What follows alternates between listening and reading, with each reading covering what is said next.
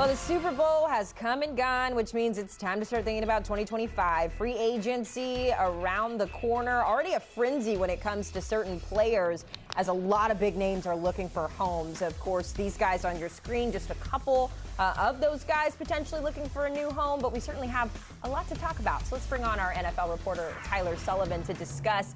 Tyler, we got to start with Myles Garrett because he was the one that kind of kickstarted this whole I want to be traded to a different team situation. I know we joked about Micah Parsons trying to get him to the Cowboys. Micah says he's willing to take less money. I don't believe it, but I'm curious to hear, number one, do you think he could ever be a Cowboy? And number two, or do you think he'll be playing next year? Yeah, I don't know if he's necessarily going to be a Cowboy because as we were talking about yesterday, and Emery Hunt made a great point, there's no way that these guys are taking less money, right? Let's be honest about it. There's no way that that's happening. You got to get as much money in your pocket as you possibly can at that stage. So, no, I don't think so for Micah Parsons or Myles Garrett. But possibly where he could go, it could range for a multitude of places because the asking price is pretty massive. We're talking 2 first-round picks has kind of been the baseline here. And as you've seen, there's a couple of different options. And the Detroit Lions make a ton of sense. They've been drafting and developing at a tremendous rate over the last few years. Number 1 seed in the NFC, one and done in the playoffs. Now might be the time to not follow that path of going for the young rookies and kind of building up through the draft. Now it might be the time to push your chips into the middle and bring in a guy like Myles Garrett to pair with Aiden Hutchinson to really put the Philadelphia Eagles to test in the NFC. And then speaking of the Philadelphia Eagles, the team in their division, the Washington Commanders, that team would be absolutely fascinating to add. They were 14th in the NFL in pressure rate last season. You throw Myles Garrett into that conversation with a team that has Jaden Daniels with just such a tremendous rookie season put together, they would be dangerous in the NFC as well. Let's talk about a couple of players out in the West. Cooper Kupp, the writing was sort of on the wall, right? At the end of the season, he said, I don't know what my future is going to look like. Now the Rams requesting to have him traded out. Where do you think a former Triple Crown winner could end up? Yeah, I think a lot of teams are going to be interested in him, ranging from Super Bowl contenders to still developing teams. One team that I think is really interesting is the Cincinnati Bengals. They're going to be a team that we talk a lot about this offseason because of all of the kind of roster decisions that they need to make. Of course, T. Higgins being key among them going into free agency.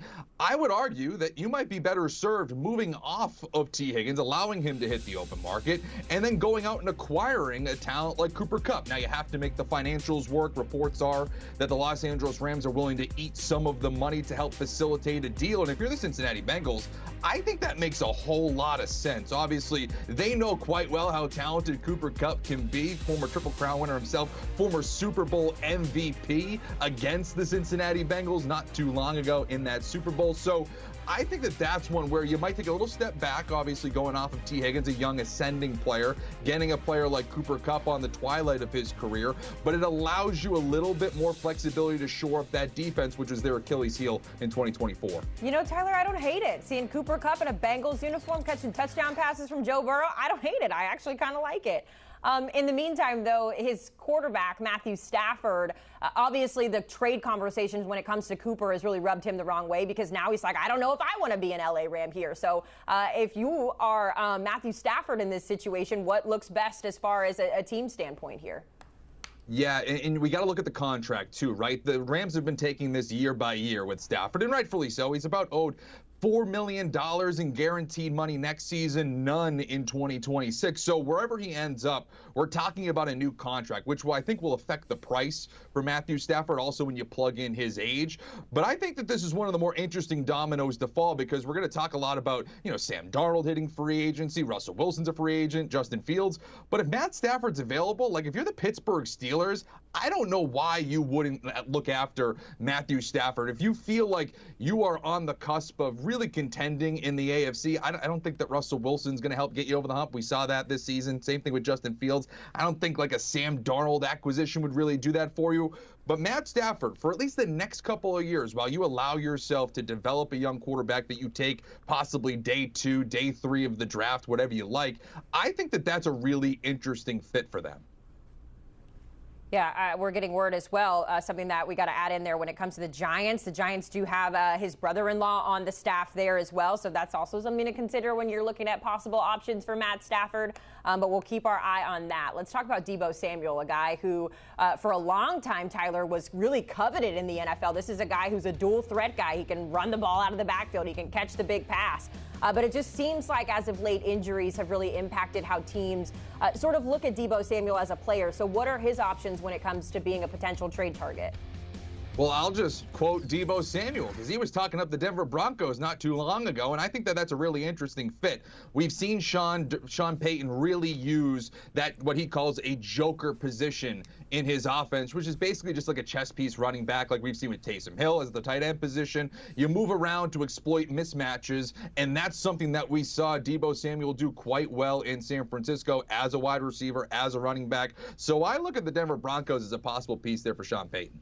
Interesting, given those orphan puppies, maybe someone to throw to out there. All right, Tyler, we know that these are just a couple of the big names that we're talking about, but you have plenty of other trade candidates that could be on the move. Just some of those other names include DK Metcalf, Devontae Adams, who just got to the Jets, it seems like 5 minutes ago. Kirk Cousins in a similar situation where he was supposed to be the guy to take him to the promised land, and now even his name is on this list. So, Tyler, I want you to give us, of all of these players that are left, who is the most realistic, or what is the most realistic move out of these players on your list?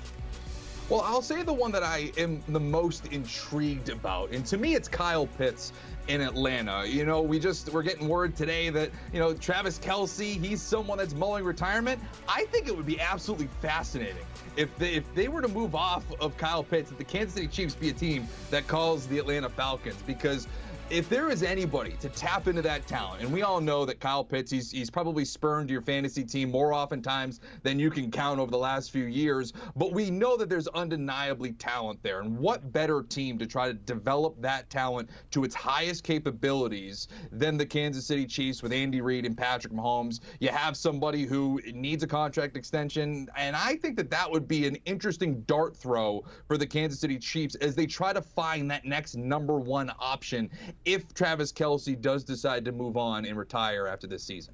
All right, I like it. Real quick before we let you go, Tyler, DK Metcalf. It's hard to think of him in any other jersey other than a Seahawks, but if we were to see him in one, what do you think it would be? Well, I'll go local here. I'm up here in Boston. I think the New England Patriots would be a team that should absolutely look into that. They have been struggling to find and develop receivers at the NFL draft as far back as I can remember, including DK Metcalf's draft class, where they should have drafted him instead of N'Keal Harry. Possibly right that wrong, acquire him. They have the most amount of cap space in the NFL. They would be able to sign him to a long-term deal, so I think that makes a lot of sense. You just made producer Boney's day. You just made him very happy by mentioning the Patriots getting a trade candidate. Our Tyler Sullivan joining us here to break down the latest moves in the NFL, potential moves, I should say.